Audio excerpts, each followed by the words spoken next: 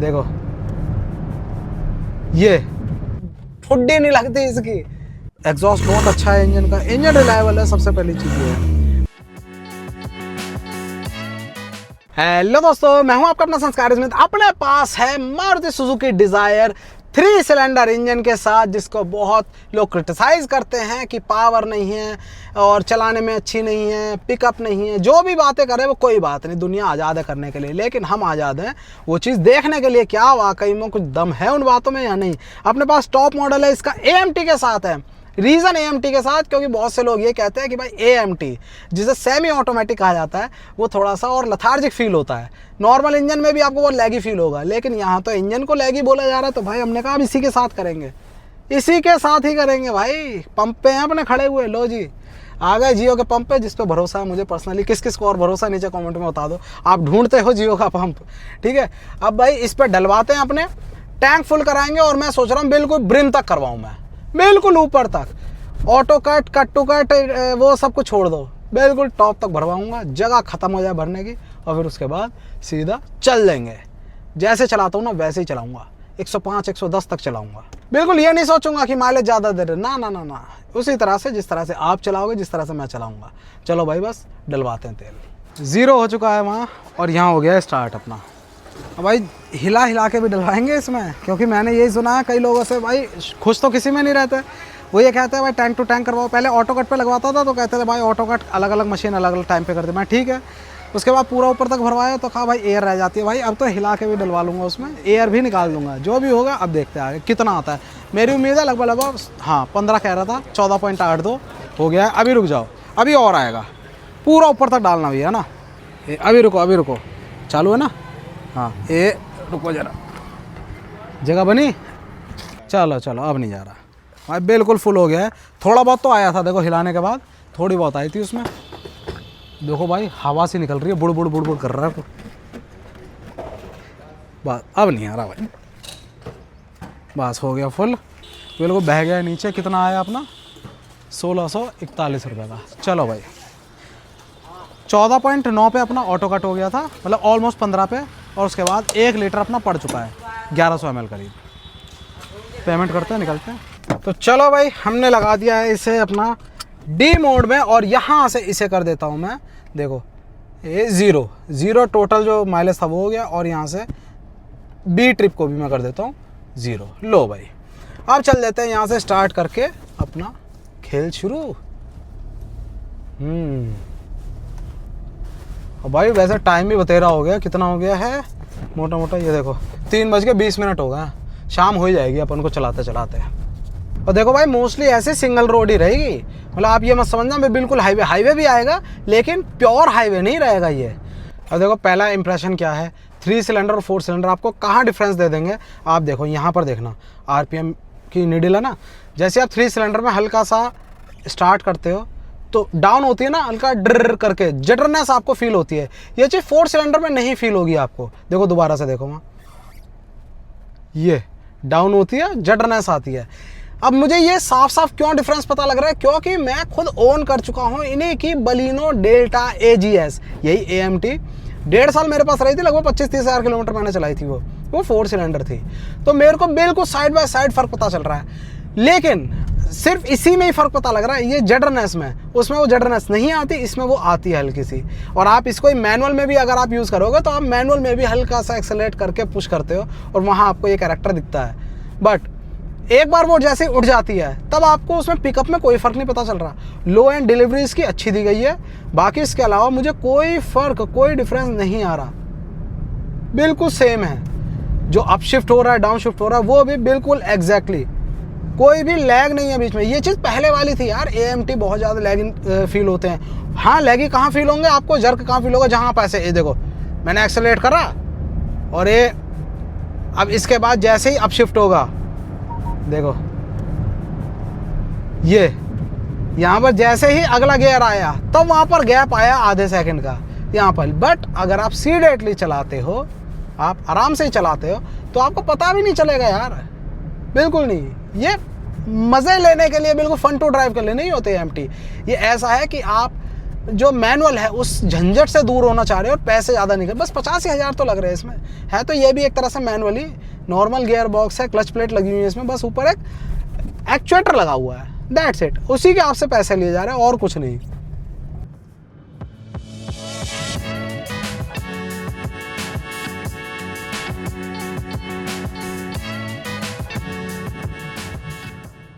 नज़ारे देख रहे हो भाई सामने, थोड़ा सा हेजी सा हो रहा है, लेकिन बस जूम करके दिखाओ वो सामने वहाँ पहाड़ वहाड़ मस्त लगता है यहाँ से व्यू अपने हल्द्वानी से ना, जब क्लियर होता है, बारिश पड़ जाए और एकदम से सामने ज़बरदस्त से लुक आते हैं। फिलहाल जितने नज़ारे वहाँ मिल रहे हैं उतने नज़ारे यहाँ मिल रहे हैं हमें बढ़िया सा। अभी तो 16.5 ही है फिलहाल, कितना 13 किलोमीटर में चल लिया हूँ। रोड की नॉइस आती है, हालांकि ये जो कंक्रीट वाली आरसीसी की रोड होती है भाई, इस पर तो वैसे भी ज़्यादा ही आती है कंपैरेटिवली, बट सस्पेंशन हार्ड है, इस वजह से फ़ायदा ये है भाई, एकदम से आप ऐसे कट ले सकते हो, सडन जो अपनी लेन्स है ना उन्हें चेंज कर सकते हो, आपका कॉन्फिडेंस हिलेगा नहीं बिल्कुल।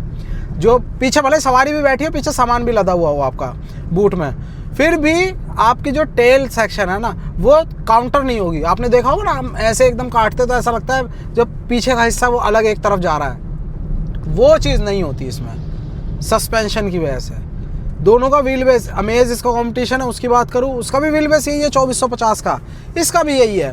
तो ऐसा नहीं है व्हील बेस में डिफरेंस है, सब कुछ सेम है, बट सिर्फ सस्पेंशन सेटअप ही और राइड क्वालिटी कितना डिफर कर देती है आपकी, इससे पता लगता है। देखो इसी वजह से थोड़ी सी कैबिन में आवाज़ आती है। वैसे साइड वाइड की हल्का सा 10% उससे इंसुलेशन कम है ना, अमेज में इससे थोड़ा सा बेटर है अगर बाकी गाड़ियों की आवाज़ की बात करें, बट जो रोड की आवाज़ आती है वो स्टिफ सस्पेंशन की वजह से इसमें लगभग 25 से 30% ज़्यादा आती है।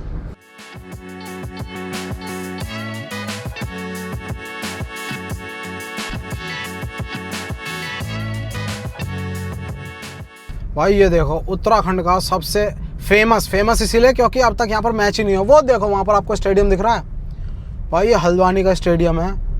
यहाँ पर मैच हो तो भाई लुक कितना बढ़िया आएगा। देखो पहाड़ सामने दिखेंगे, उधर से पहाड़ आएंगे, और बनाया भी इतना बढ़िया ये कि जिस साइड पहाड़ है उस साइड पूरा ओपन रखा गया है जिससे नज़ारे दिखें। इतना सब कुछ सोच के बनाया है, लेकिन मैच ही नहीं हुआ है अब तक। पता नहीं राजनीति की भेंट चढ़ गया भाई, लेकिन जैसा हिमाचल का फेमस है ना बिल्कुल पहाड़ों की गोद में, वैसे ही पूरे नज़ारे वो पूरे फील यहाँ पर आने वाले हैं। बस हो तो मैच एक बार।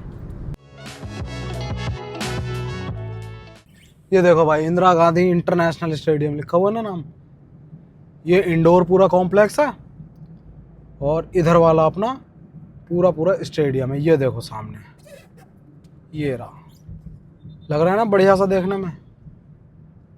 और हो क्या रहा है, यहाँ से हेलीकॉप्टर उड़ रहे हैं भाई, हेलीपैड का काम कर रहा है अभी बस।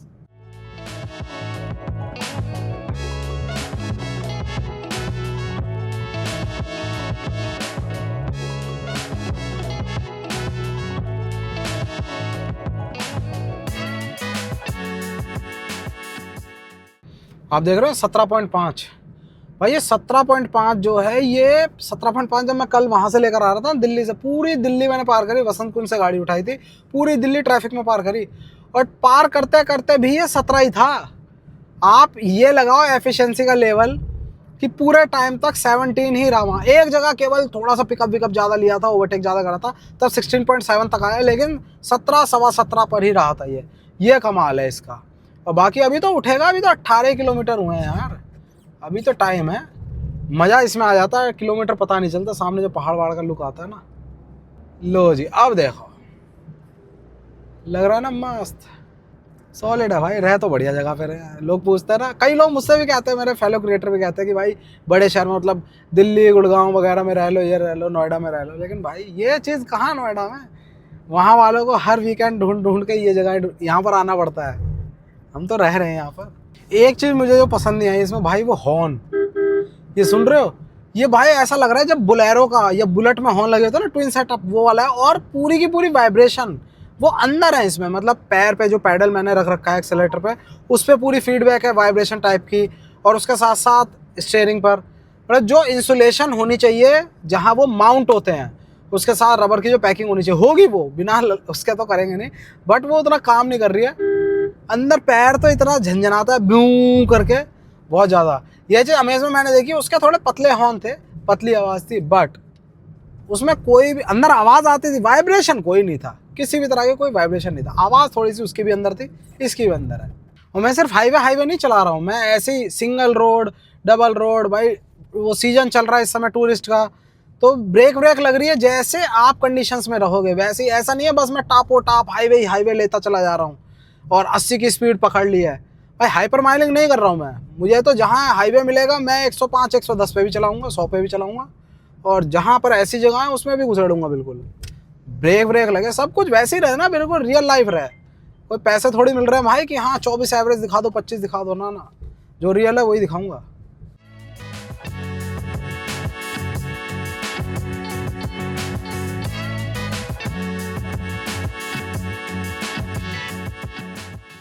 यहाँ अभी ये गाड़ी चली है हमारी 24 किलोमीटर, और मैंने टैंक फुल करवाया था पूरा, और रेंज दिखा रहा है 563 किलोमीटर। अब भाई जैसे जैसे अच्छा एवरेज होता जाता है ना तो ये रेंज कल की बात बता दूँ मैं, कि मैं जब चलाऊँ 200 किलोमीटर में चल गया, ये 580 रेंज दिखाई दे, और जब मैं आया हूँ तो 500 पे रेंज, और 200 किलोमीटर चल के भी भाई रेंज केवल 80 कम हुई। तो ये इनिशियली बिल्कुल जैसे ही आप रीसेट करते हो तो उसके अकॉर्डिंग रेंज दिखा देता है। रेंज ऐसी जाएगी 580, 590, 600 से ऊपर नहीं जाएगी, बट रियल लाइफ में ये आपको उससे ज़्यादा दे देगी, क्योंकि एवरेज वाकई में बतेरा देती है यार।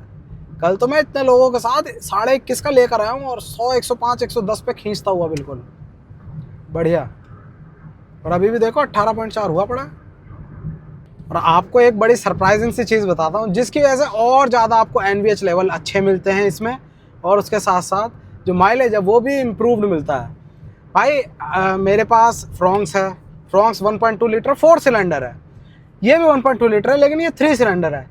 फिर भी 80 की स्पीड इसमें 2000 RPM पे है। अगर मैं इसे ले जाऊँगा 100 की स्पीड तक, अभी देखो दिखा देता हूँ आगे जाके, 100 की स्पीड ये 2500 RPM पे लेती है, जो कि बिल्कुल फ्रॉन्क्स करती है, सेम टू सेम, कोई फ़र्क नहीं है। जबकि फ़र्क वो अपने सिलेंडर्स में है, वो 3 या 4। देखो ज़रा, मैं आगे बढ़ाता जाऊँगा, जैसे ही 100 पे जाऊँगा तो भाई ये 2500 RPM पे टिच होगी। ये पहुँचा मैं 100 पे, और ये देखो 100, 2500, 100, 2500। इस तरह से आप 100 पे भी क्रूज़ करते रहोगे तो आपको माइलेज बढ़िया। देखो इंस्टेंट माइलेज 20 प्लस ही दिखा रहा है, 22, 23 के अराउंड रहता है जब 100 पे भी आप क्रूज़ कर रहे हो। ये चीज़ है काम की। और यहीं अगर इन्हीं के 1.5 लीटर वाली बात करें, मारुति के एवरेज वो भी अच्छा देते हैं, वो बड़े डिस्प्लेसमेंट होने के बाद भी भाई अपना 3000 RPM पकड़ते हैं 100 की स्पीड पर। जबकि होना उल्टा चाहिए कि ये वाले RPM ज़्यादा लेने चाहिए, वो वाला और रिलैक्स, वो वाला थोड़ा ऊपर चलता है। रीज़न पता नहीं कैसी ट्यूनिंग कर रखी है, जो भी है, लेकिन फ़िलहाल 3 सिलेंडर होने के बाद भी आपको रिलैक्स इंजन चलता हुआ मिलता है, जिस वजह से इंजन की लाइफ भी अच्छी होती है, माइलेज भी अच्छा होता है, और जो अंदर आपको NVH लेवल, जो एक्सपीरियंस होता है ना, वो भी बढ़िया है। और आप बधाई हो, 20 हम टच कर चुके हैं, 33 किलोमीटर हम चला चुके हैं।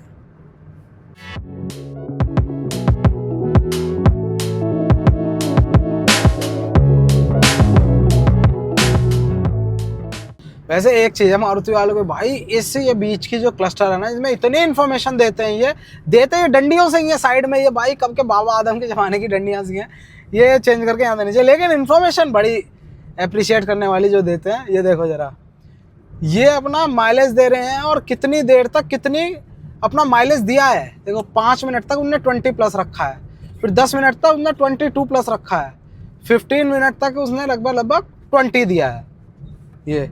उसके बाद स्पीड, मैंने कितनी स्पीड बैंड में कितनी देर चलाई है। उसके बाद आइडल स्टार्ट स्टॉप। अब ये क्या बवाल है भाई, अलग से एक इन्होंने विंडो दी है उसके लिए, जो आपको engine auto start stop feature मिलता है मारुति की गाड़ी में स्पेशली, इसमें भी है। जैसे ही मैं ब्रेक लगा के कहीं खड़ा हूँगा, एकदम से गाड़ी बंद हो जाती है, और जैसे ही ब्रेक पैडल छोड़ूंगा एकदम स्टार्ट होकर खुद चल पड़ती है। अब मैंने ऑफ कर रखा है तो ये उसका सिंबल ऊपर आ रहा है, ठीक है। इस पूरे ड्यूरेशन में मान लो 10 सेकंड के लिए बंद हो रही है गाड़ी ट्रैफिक पे, तो 10 सेकंड काउंट कर लेगा, फिर दोबारा 10 सेकंड में, फिर 10 सेकंड। तो इस तरह से सेकंड गिन के यहाँ पर टोटल टाइम 47 मिनट हो चुका है। अब ये कब तक का हुआ होगा भाई ये नहीं पता। उन 47 मिनट के आइडलिंग में ये 353 ml फ्यूल बचा चुकी है। अब इस चीज़ से आप देखो बहुत लॉन्ग टर्म का डिफरेंस है ये। अब इस चक्कर में जो स्टार्टर मोटर है मतलब सेल्फ और उसके साथ बैटरी पर कितना जोर पड़ रहा है इसका कोई डेटा नहीं है, बट इस पूरे में सब कुछ एवरेज करके टोटल 47 मिनट की आइडल स्टार्ट स्टॉप टाइम में इनने 353 ml लगभग आज के 100 रुपये के रेट के हिसाब से 35 रुपये का 36 रुपये का तेल इसने बचाया है इस चीज़ से। ये भी डेटा दिया हुआ है इन्होंने। और उसके साथ फिर यहाँ पर घड़ी आ गई, डेट आ गई। ये भाई मोशन सेंसर आ गया, बीच में जायरो भी है, मतलब जिस साइड भी होगी थोड़ा सा इंक्लाइंड है तो ये बीच का जो पॉइंट है ये नीचे को आएगा इस तरह से, ठीक है। और उसके बाद पावर एंड टॉर्क देखो, जैसे मैं दबाता हूँ टॉर्क कहाँ चला गया, पावर जैसे जैसे बढ़ेगी ऊपर आएगी ये, ठीक है। डिस्ट्रीब्यूशन, ये एक्सेलरेशन, अभी एक्सेलरेट ही कर रही है गाड़ी, जैसे ब्रेक पैडल दबाया तो देखो ये नीचे की तरफ आने लगी। ये कितनी इन्फॉर्मेशन देते हैं यार, ये अब ब्लैंक हो गया और आ गए दोबारा वहीं के वहीं। बहुत चीज़ें डाल रखी है इसमें भाई। अभी देखो इसमें टाइप सी पोर्ट यहाँ पर नहीं आ गए, ये होना चाहिए था यहाँ पर भी, क्योंकि मुझे अलग से लगाना पड़ा। 12 वोल्ट का सॉकेट दे दिया, ठीक है, ये मैंने लगा भी लिया है इसमें चार्जर, मैं इसी से चार्जर पे लगाया हुआ है। अब इसमें वायरलेस चार्जर दिया हुआ है, बट रीज़न क्या है, जब हम वायरलेस एंड्रॉयड ऑटो चला रहे होते हैं तो एक्चुअल में बहुत ज़्यादा करंट ड्रॉ कर रहा होता है, और जो इसका कैरेक्टर होता है ना अपने वायरलेस चार्जर का, ये भाई हीट तो जनरेट करता ही करता है, ऊपर से चार्जिंग भी कंपैरेटिवली स्लो करता है। इस वजह से इतना हीट हो जाता है उस पर रखा हुआ फ़ोन, तो भाई सही यही रहता है कि अलग से हम चार्जर लगा लें, और बाकी उसके साथ साथ कवर के साथ कोई भी वायरलेस चार्जर चार्ज ज़्यादा नहीं कर पाता, तो वहाँ पर भी हमारे फ़ोन मोस्टली कवर्स में रहते ही हैं, तो कहीं ना कहीं ज़्यादा बेनिफिशियल होता। टाइप सी पोर्ट आगे भी देते हैं, हालांकि पीछे दे ही रखा है यहाँ पर, टाइप ए और टाइप सी दोनों दे रखे हैं, बट आगे भी दे देना चाहिए था इन्होंने।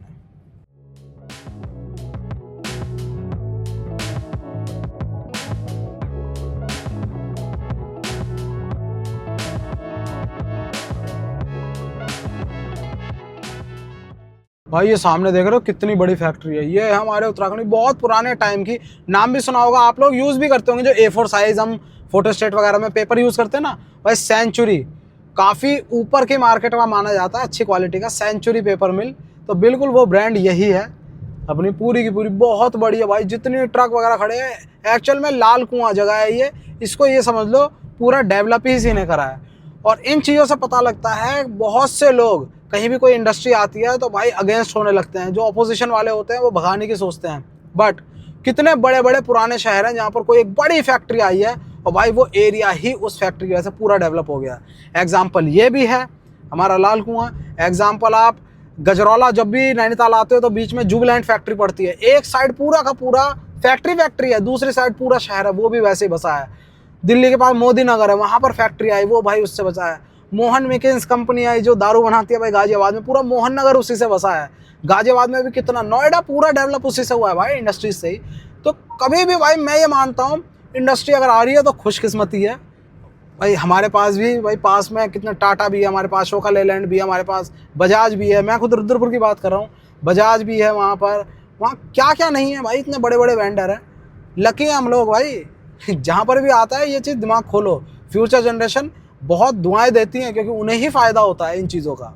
और उन चीज़ों के साथ साथ ये नज़ारे, ये भाई फ्री हैं, चाहे वो पहाड़ वाले नज़ारे चाहे ये जंगल वाले हों, बिल्कुल ज़बरदस्त जगह है यार हमारी। और इन ज़बरदस्त जगहों के साथ साथ हम आ चुके हैं कितना 20.9 पर 42 किलोमीटर हम चला चुके हैं। ये देखो पिकअप वगैरह सही है यार, कोई टेंशन नहीं है, पता नहीं क्यों। और AMT में भी आप अगर ये होते हो डाइसी से फील करते हो कि यार ये पिकअप ले पाएगी नहीं, भाई आप ट्रेंड हो जाते हो उस एक्सेलेरेटर पैडल के अकॉर्डिंग ही अपना जो क्लच है गियर है वो काम करता है। मैं अभी जैसे 5वें पर हूँ, मुझे सडन ओवरटेक करना है, मैं पंजा दबा दूंगा, देखो 3 पे आ गया, सडनली 5 से 3 पे आ चुका है वो। आप भी तो ये करते हो, पिकअप लेना 5वें से तीसरे पे ले लेते हो ना, वो काम कर देता है। मैं ज़्यादा एकदम हाश नहीं करूँगा तो मैं ऐसे कर दिया, देखो 4थे पर फिर तीसरे पर, इस तरह से करता है। मैं और तेज दबा दूंगा, देखना इससे ज़रूरत पड़ेगी। अभी इन्हें कर लिया पूरा का पूरा एकदम खींच लिया, जहाँ ये थोड़ा सा लैग कर रहा होता ये तीसरे से दूसरे पे ले आता। भाई इंटेलिजेंट है पूरे ये, अब तो कोई दिक्कत नहीं है।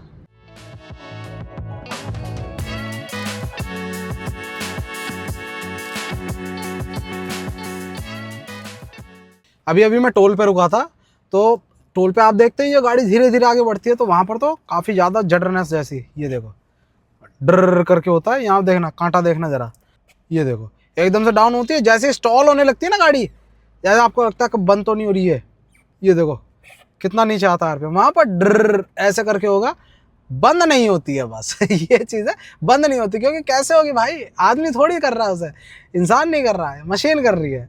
वो चीज़ है लो एंड में, बिल्कुल इनिशियली ज़्यादा एक्सेलरेट नहीं करते हुए हल्का सा लेती है, पुश कर लेती है, बट आपको फीलिंग होगी कि भाई बंद तो नहीं होने वाली, बंद तो नहीं होने, वो चीज़ जैसे हमें मैनुअल में लगती है। फिलहाल ये चीज़ मज़े करते करते टोल पे भीड़ लग लग के भी आ चुका है 20.1 का। कोई नहीं, अभी तो है टाइम, 46 किलोमीटर चले हैं अभी हम।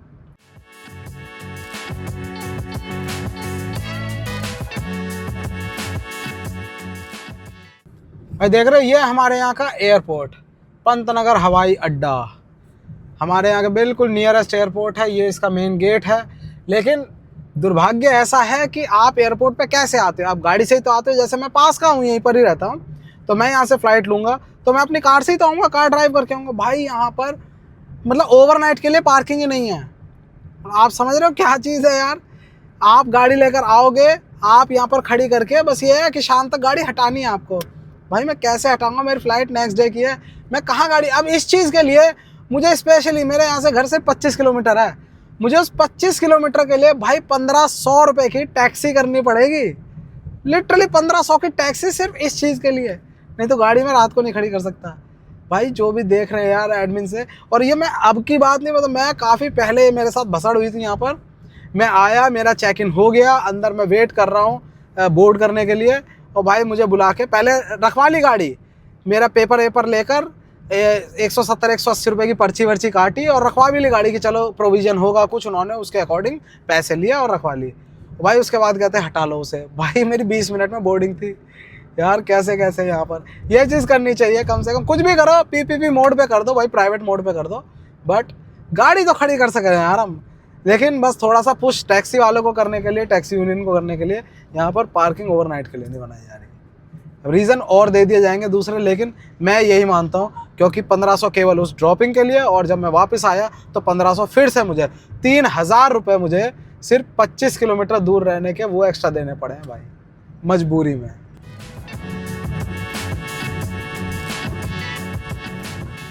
अब देखो भाई, एडास भले ही इसमें नहीं है ना, लेन की असिस्ट उसमें आ जाता है फीचर, लेकिन यहाँ पर स्टीयरिंग इतना बढ़िया है इसका कि हमें ज़्यादा उसे टच करने की ज़रूरत नहीं पड़ती, बिल्कुल नाक के सीध में चलता है। अभी देखो जैसी रोड सीधी होगी, अभी तो कर्व में ना, अब आई स्ट्रेट लाइन। अब देखना, अब मैंने यहाँ पर इसे सेट कर दिया है, ये देखो, ये लो जी, गाड़ी सीधी चल रही है, कोई टेंशन ही नहीं है, बस मुझे हल्का सा स्ट्रेट लाइन पकड़नी है। अरे हो जा मेरे भाई, ये देखो कोई टेंशन नहीं है, बिल्कुल सीधी चलती रहेगी।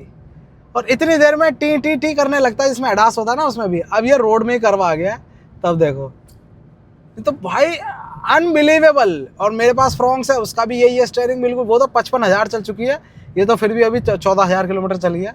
उसका आज तक ऐसे ही है, टायर वही है, सब कुछ, सस्पेंशन वही है, हर चीज़ वही है बिल्कुल। और जो एडास होता है, एडास में भी 8-10 सेकंड बाद बीप बीप करने लगता है कि भाई पकड़ो उसे, इसमें तो बिल्कुल सीधा। और ये चीज़ कब मैंने फील करी, कल मैं गंगा एक्सप्रेस पे था, जब इसे लेकर आ रहा था भाई, वो तो बिल्कुल सीधा था, और इसको ऐसे टिका दिया बिल्कुल स्ट्रेट पकड़ के, बस ये नहीं हिल रहा, फिर ये भाई सीधा ही भागे जा रहा बिना किसी टेंशन के। ये बढ़िया है, इसमें स्टीयरिंग बहुत सही, आपको ज़्यादा रोड पर एडजस्ट नहीं करना पड़ता, क्योंकि ये भी थकाता है ना आपको लंबे रूट पे। आप बस एक बार इसे सेट करके बस हाथ बिल्कुल लूज़ कर दो, मसल लूज़ कर लेते हो अपने, रिलैक्स हो जाते हो। ये देखो, ये मैंने कर दिया। ये अब इसमें गड्ढे भी आए भले ही, लेकिन ये सीधी चलती है, देखो ज़रा, फिर वो आराम से बैठा हूँ मैं। ये होता है टॉप नॉच प्रिसीजन बिल्कुल। अब भाई एक चीज़ मैं आपको उस समय बताई थी ना, 14, 15 या 20 किलोमीटर चली थी गाड़ी, तब 583 किलोमीटर की रेंज आ रहा था, ऐसे ही था लगभग, मुझे याद नहीं है। और अब देखो मैं ऑलमोस्ट 70 किलोमीटर चल चुका हूँ, देखो 69.4, 69.5 है, और अब रेंज देखो 577। कल भी मेरे साथ यही हो रहा था, मैंने इसे फुल करवाया, ये 585, 586 इसने दिखाया। मैंने कहा ठीक है, मैं वहाँ से चला हूँ 200 किलो, मतलब 226 किलोमीटर एक साइड का था, तो मैं आ गया हूँ घर और ये दिखा रहा था 460, 470 किलोमीटर। मैंने कहा लो भाई, मैं 200 किलोमीटर चल चुका हूँ और ये 100 किलोमीटर डाउन हुआ है। भाई ऐसा नहीं है ये आप डलवाओगे 900 दिखाने लगे, नहीं, लेकिन ये वहीं का वहीं टिका रहेगा। आप चलाओगे अच्छे से तो बिल्कुल ये उसको मैनेज करके वहीं का वहीं होल्ड कर लेगा अपने आप को। ये बढ़िया आइटम है। देखो 577 यार, 70 पूरी चल चुकी है और 100 पे 105 पे ऐसे ही चल रहा है जहाँ ये हाईवे आ रहा है। ऐसा नहीं है धीरे चला रहा हूँ, देखो 100 पे टिच बिल्कुल अपना 2000 2500 2550 2550 ऐसे आरपीएम पे टिकी हुई है गाड़ी।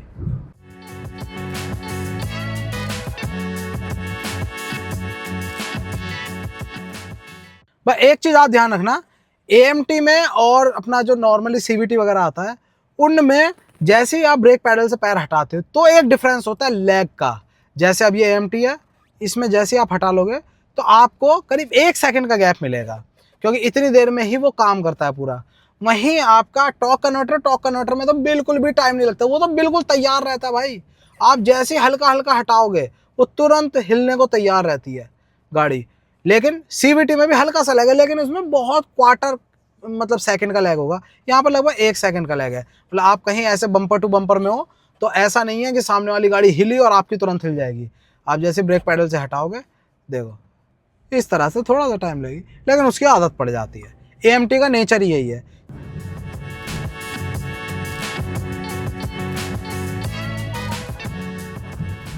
मुझे मारुति की मतलब ये चीज़ तो है ही अच्छी लगती है कि हाँ यार टेंशन फ्री गाड़ी है, कोई दिक्कतें नहीं होती है ना, रिलायबल है, ये सब कुछ तो है, ईजी ऑन पॉकेट है। जो माइलेज इसका आता है ना, जैसे हम हाईवे पर चल रहे हैं या फिर लॉन्ग रूट पर हैं तो हमारा 21.3 अभी दिखा रहा है, देखो 87 किलोमीटर ड्राइव कर लिया।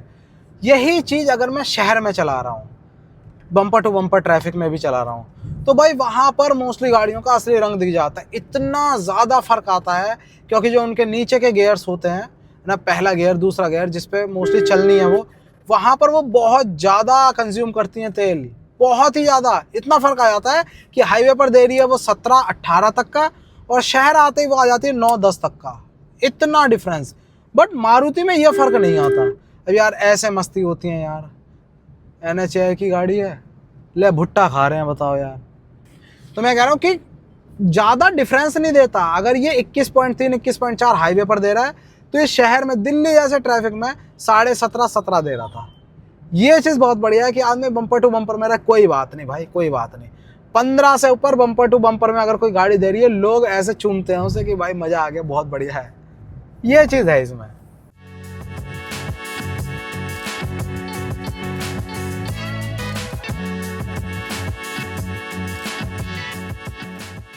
भाई बस ये आर्म रेस्ट देना चाहिए था इसमें, पता नहीं क्यों नहीं दिया यार। स्विफ्ट से डिज़ायर अलग कैसे हुई है, वो प्रीमियमनेस से हुई है, वो कंफर्ट से हुई है, लग्जरी से हुई है, बट रियर में तो दे दिया है, ठीक है।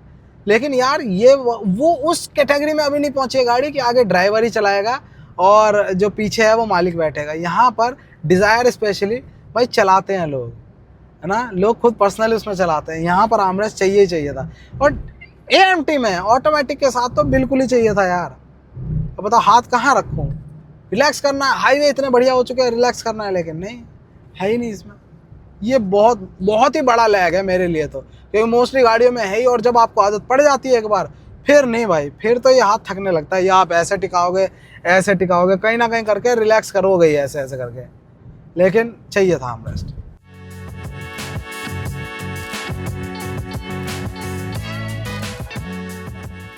भाई देख रहे हो कैसी रोड पे चला रहा हूँ, बिल्कुल टूटी हुई है, गड्ढे गड्ढे हैं, ये देखो जगह जगह। और ऐसी जगहों पर ही तो हमें डर रहता है ना कि ये डिज़ायर है 163 mm है, लग जाएगी आगे से, और हम देखते भी हैं, लगती भी हैं।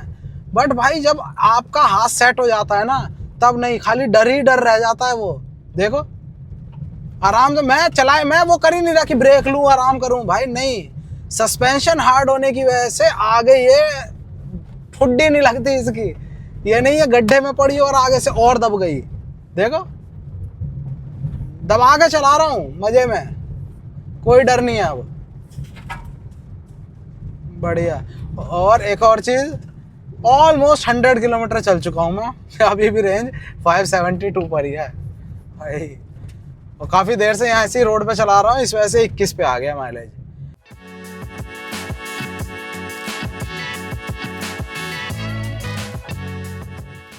तो वह 121 किलोमीटर अपने कंप्लीट हो गया और बस सामने ही पंप है, आने वाला है और वहाँ पर एंड करेंगे अपने 20.9 अभी इसमें मीटर में दिखा रहा है। लेकिन मेन चीज़ है एरर कितना है भाई। कभी कभी तो ऐसा देखा 21 दिखा रही तो गाड़ी दे रही होती 17.5 से 18 का, इसमें भी तो ऐसे खेल नहीं है। और दूसरी चीज़, इस गाड़ी का जब 2024 में नवंबर में ये लॉन्च हुई थी, ये वाली जनरेशन, जब ये 3 सिलेंडर वाला इंट्रोड्यूस हुआ था इसमें, तब मीडिया ड्राइव पर भी इसका वो करा था सारा, मतलब ड्राइव वगैरह करी थी मैंने, सब कुछ करा था। उस समय भाई माइलेज कम दिया था कंपैरिजन में, और ये रीज़न भी हो सकता है कि उस समय बिल्कुल नई नई गाड़ी थी, मतलब जो हमें मिली हुई थी वो ज़्यादा चली नहीं थी, इनिशियली ज़्यादा एवरेज देती नहीं है, तो मीटर में भी उसका 17.5 17 ऐसे ही आ रहा था। तो मेरे दिमाग में क्या आ गया था, मैंने कहा यार एफिशिएंसी के लिए ही इसको 4 सिलेंडर से 3 सिलेंडर करा गया है ना, एक तो एमिशन नॉर्म, दूसरा एफिशिएंसी, लेकिन एवरेज भी उतना नहीं आ रहा। बट अब जैसे मैं कल लेकर आया इसे फुल लोड के साथ भी 21.3 दिखा रही थी, और अब देखो दोपहर की गर्मी भी थी, है ना, और लोकल में मैं चला रहा हूँ, आसपास की जो रोड है वहीं पर ही चला है, तो 20.9 इस समय है ये। तो ये चीज़ बहुत सही लगी। बाकी छुटपुट चीज़ें हैं, एक बार माइलेज चेक कर लेते हैं और क्या इम्प्रूव हो सकता है इसमें वो भी बताता हूँ। फिलहाल हम आ गए हैं अपने पंप पर और इसको दोबारा से करवा देते हैं फुल।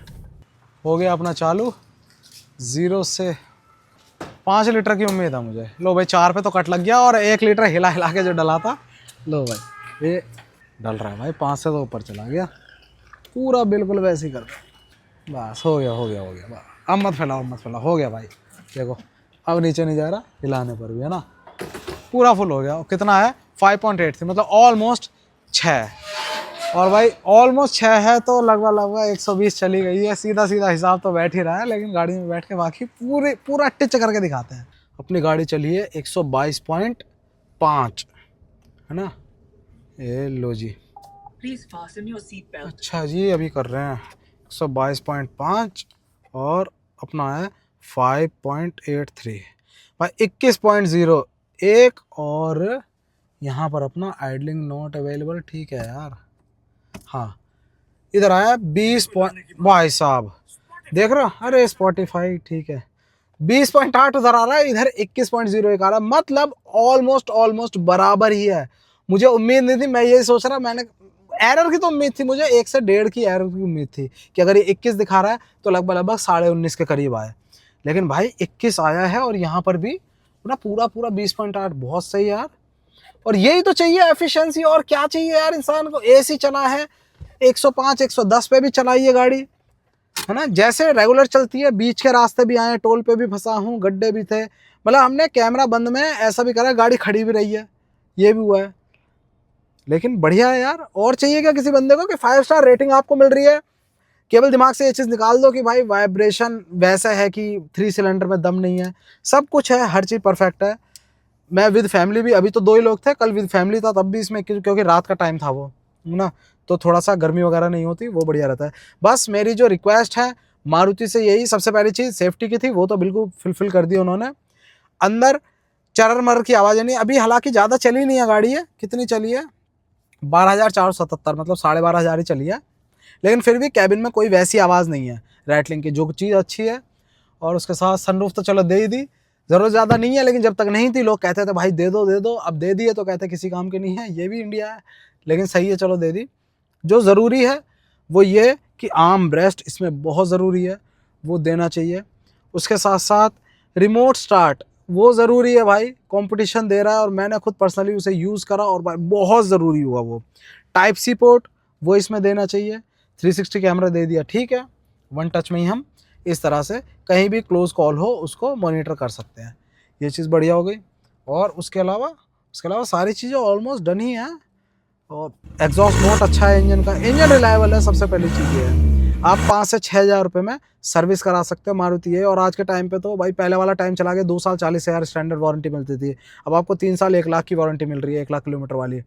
तो हर चीज़ से सॉर्टेड चीज़ें हो गई हैं, जो थोड़े ड्रॉबैक थे उनको फुलफिल कर लिया। बस कुछ स्टैंडर्ड से फीचर, जैसे मैंने आमरेस बताया, इसको कूल्ड कर सकते हैं ना। ये चीज़ें ऐसी हैं कि मान लो मैंने कुछ पानी की बोतल रख दी, वो ठंडी नहीं होगी वो, लेकिन नॉर्मल टेम्परेचर रहेगा। बाहर लगाएंगे तो थोड़ा सा गर्माहट रहेगी, दरवाजों में लगा लेते हैं, वहाँ पर रखेंगे हल्की ठंडक रहेगी, बस इतना काम हो जाए, बाकी और कुछ है नहीं। जो सजेशन मेरी साइड के थे वो मैंने दे ही दिए हैं। बाकी मैं तो ये कहूँगा है कंसिडर करने वाली। रनिंग आपकी ज़्यादा है, सॉर्टेड चीज़ चाहिए तो बिल्कुल आप इसकी तरफ जा सकते हो। 163 mm भले ही ग्राउंड क्लियरेंस है लेकिन लगती नहीं है। इतना रगड़ के चलाया आपने देखा खड्डों वड्डों में, नहीं लगी भाई, नहीं लगती। सस्पेंशन हार्ड है, इस वजह से हैंडलिंग अच्छी है और दब के कहीं गड्ढा है तो दब के आगे से वो लगता नहीं है, ये चीज़ अच्छी है इसकी। क्रूज काम कर रहा है, एडास की इतनी ज़्यादा ज़रूरत नहीं है जब तक आप एक्सप्रेस वे पे नहीं जा रहे तब तक। बस करते हैं वीडियो का एंड। वीडियो अच्छा लगा हो और सब कुछ अच्छा लगा हो, ड्राइव अच्छी लगी हो तो प्लीज़ लाइक करना वीडियो को। अब इसमें भाई पैसे वैसे लगते हैं, पैसे में से मतलब है खर्चा वर्चा हो जाता है तो लाइक दबाई देना ठीक है। और बाकी आपके सजेशन जो हो वो नीचे कमेंट सेक्शन में बता देना। सब कुछ बढ़िया लगा तो प्लीज़ लाइक करना वीडियो को, शेयर करना दोस्तों का, सब्सक्राइब करना संस्कार चैनल को। जय हिंद।